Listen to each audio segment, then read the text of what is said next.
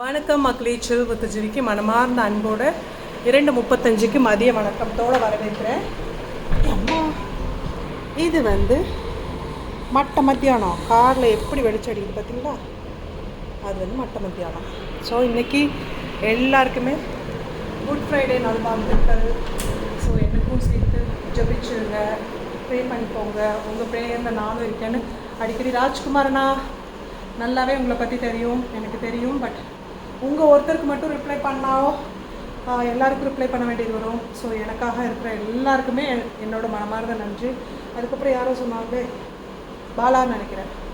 பாலா சொன்னார், என்ன சொன்னார்னா, தம்பிக்கு ஒரு நடிகையாக பார்த்து முடிவு பண்ணுங்கன்னு ஒரே ஒரு விஷயம் சொல்ல விரும்புகிறேன். அப்போ தான் எனக்கு இது தோணுச்சு.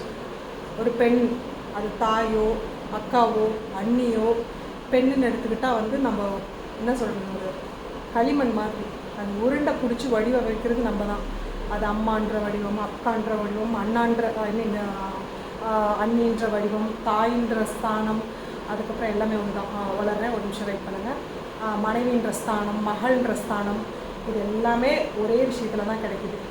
அது நடிகை ஆகணுமா, டாக்டர் ஆகணுமா, டீச்சர் ஆகணுமா, வக்கீல் ஆகணுமா, ஏர்ஹோஸ்டர் ஆகணுமா, ஹவுஸ் ஒய்ஃப் ஆகணுமான்றது அவங்கவுங்க தலையில் நம்மளாம் நியமிச்சுக்கிறது, அந்த நம்மளோட எண்ணங்கள் பிரதிபலிக்கிறது.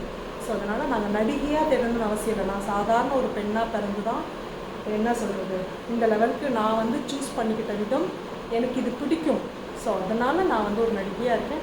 ஆனால் நான் எந்த விதத்துலையுமே நான் நடிகையாக நடந்துக்கிட்டது கிடையாது. சுயமரியாதையை ரொம்ப எதிர்பார்ப்பேன். அது ஒன்றை தவிர மற்ற எந்த விஷயத்தில் நடிகையாக நடந்தது கிடையாது. வீடு கூட்டுறதுலேருந்து பாத்திரம் வெளுக்கிறதுலேருந்து எல்லாம் நான் தான் பண்ணுறேன்றது தற்பெருமைக்காக சொல்லலை, நான் பண்ணுறேன்றத சொல்கிறேன், அவ்வளோதான். ஸோ அடுக்காமல் என்ன லஞ்சுன்றது பார்த்துடலாம் வாங்க. டைம் இவ்வளோ நேரம் ஆயிடுச்சுங்க. வா முடியலைங்க, சளி பிடிச்சிட்டா முடியவே முடிய மாட்டேங்குது. 18/4/2025. ஸோ அதனால் தம்பிக்கு பொண்ணு இருந்தால் பார்த்து சொல்லுங்கள். இவ்வளோ பொறுப்பான பையன். இன்றைக்கெல்லாம் கூட பாருங்கள், இவ்வளோ திங்ஸ் எல்லாம் இங்கே இருந்த அந்த என்ன சொல்கிறது, டேபிளை க்ளீன் பண்ணி நீட் பண்ணி எல்லாம் க்ளீன் பண்ணி இப்போ அவன் வந்ததுலேருந்து அவன் தான் செய்கிறான். நான் எதுவும் பண்ணுறதில்ல, அதையும் நான் சொல்லிடுறேன். ஸோ இங்கே பாருங்கள், இவ்வளோ திங்ஸு, ரேக்கு. என் ரேக்கெல்லாம் எப்படி இருக்கும்னு நிறைய வீடியோஸில் பார்த்துருப்பீங்க. இந்த 2 ரேக்கை க்ளீன் பண்ணி இதில் தேவையில்லாத தூக்கி போட்டது எல்லாமே தேவையில்லாத அணி தான். அந்த அணியெல்லாம் தூக்கி போட்டு எல்லாம் பண்ணி வச்சுருக்கோம். இன்றைக்கி நான் சமைச்சது கீரைக்கு அப்புறம் எல்லாருக்கும் பிடிச்ச உருளைக்கிழங்கு ஃப்ரை, அதுக்கப்புறம் சுட சுட சாதம்.